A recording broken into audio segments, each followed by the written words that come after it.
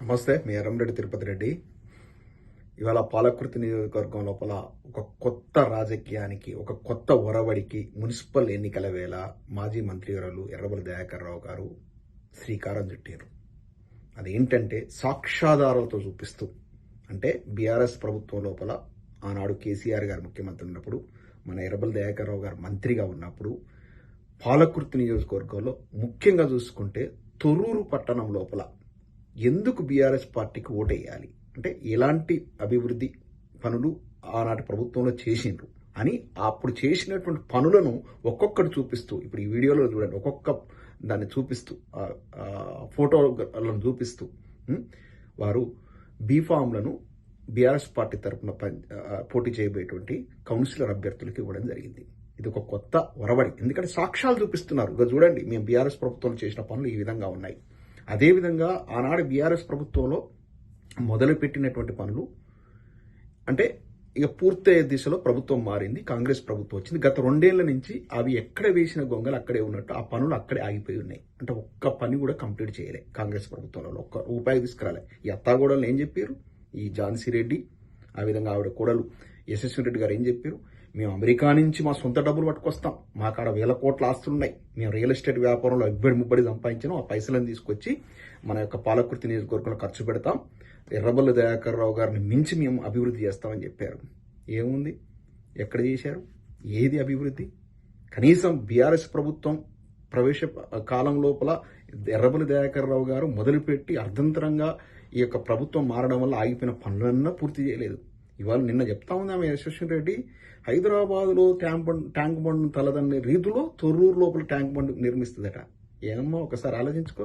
2 ఏళ్ల కింద గుర్తూరులో మీ యొక్క 60-70 ఎకరాలు మీ అత్తమామలు అక్రమంగా కొన్నటువంటి భూముల లోపల ఒక శంకుస్థాపన చేశారు. గుర్తుందా? మీకు గుర్తులేదో, ఇప్పుడు నేను గుర్తు చేస్తున్నా.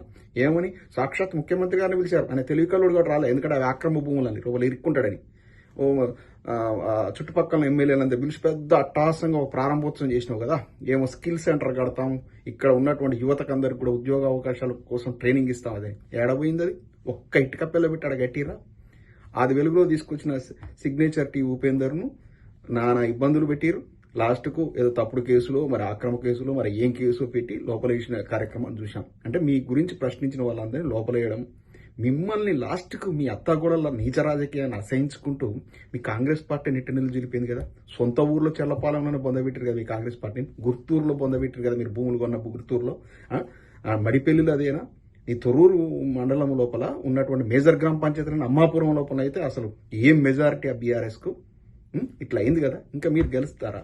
ఏం ముఖం పెట్టుకుంటే ఓట్లు అడుగుతున్నారమ్మా? ప్రజలు వీళ్ళను నిలదీశారు. ఈ అత్త కూడా, ఆ అత్త మహా ఇది, ఈ కోడలను మొత్తం కూడా ఆగం చేసేదే ఆ అత్త విదేశీ ఆ ఝాన్సీ రెడ్డి. ఆ ఝాన్సీ రెడ్డిని మీరు అడుగుపెట్టనీయకండి. ఏనాడైతే తొర్రూరు పట్టణం అడుగుపెట్టిందో ఆనాడు 2.5 ఏళ్ల కింద, అప్పటి నుంచి పాలకుర్తి నియోజకవర్గం శని పెట్టినట్టు పట్టింది ఆమె ఝాన్సీ రెడ్డి. ఆ ఝాన్సీ రెడ్డిని అడుగుపెట్టింది ఆమె ఒక విదేశీరాలు. ఆమె ఇప్పుడు స్టిల్ అమెరికా సిటిజన్ వచ్చి పాలకుర్తి నియోజకవర్గంలో ఒక పనికిమాల రాజకీయం చేస్తా ఉంది. ఆమె నిలదీయండి. నీ సిటిజన్షిప్ ఎందుకు చూపెట్టమండి? ఫస్ట్ సిటిజన్షిప్ భారతీయ పౌరురాలా కాదు చూపెట్టమనండి. అర్థమైందా? ఆమె వల్ల ఏం ఉపయోగం? ఇటువంటి దగులుబాజు మాటలేని కదా మొన్న మోసపోయింది ప్రజలారా. దయాకర్ రావు గారు అర్ధరాత్రి దయన్నా అని పిలిచినా కూడా వచ్చి నేనున్నా నిలబడతాడు. చచ్చినా బతికినా ఏదైనా నేనున్నా నిలబడేటువంటి ఆ నాయకుడిని ఓడించి ఇప్పటికే తప్పు చేసుకున్నాం. ఇప్పటికైనా ఆశీర్వదించండి. దయాకర్ రావు గారు చెప్పినట్లే కౌన్సిల్ 16 గెలిపించండి. ఖచ్చితంగా వచ్చే 2 ఏళ్ల లోపల మళ్ళీ బీఆర్ఎస్ ప్రభుత్వం రాబోతోంది. ఖచ్చితంగా చాలా అభివృద్ధి పనులు జరుగుతాయి. వీళ్ళు చెప్తారు ఇప్పుడు కల్లబొలి కబర్లు, మేము అధికారం ఉన్నాం కదా అని. వీళ్ళు ఉండేది ఎప్పుడు ఈ ప్రభుత్వం కూలుతుందో కూడా తెలియదు. ఇలా మొత్తం అసంతృప్తి మొదలైంది. ఎమ్మెల్యేలు మంత్రుల మధ్య సఖ్యత లేదు, ఎప్పుడు కూలుతుందో తెలియదు. అయినా వచ్చే 2 ఏళ్ళలో ప్రభుత్వం మారుతుంది. కాబట్టి మీరు ఎట్టి పరిస్థితుల్లో, ఇక కష్టకాలం 1 ఇయర్ 2 ఇయర్ ఉంటుంది. దిక్కుమాల ప్రభుత్వం ఎట్లాగూ పోతుంది.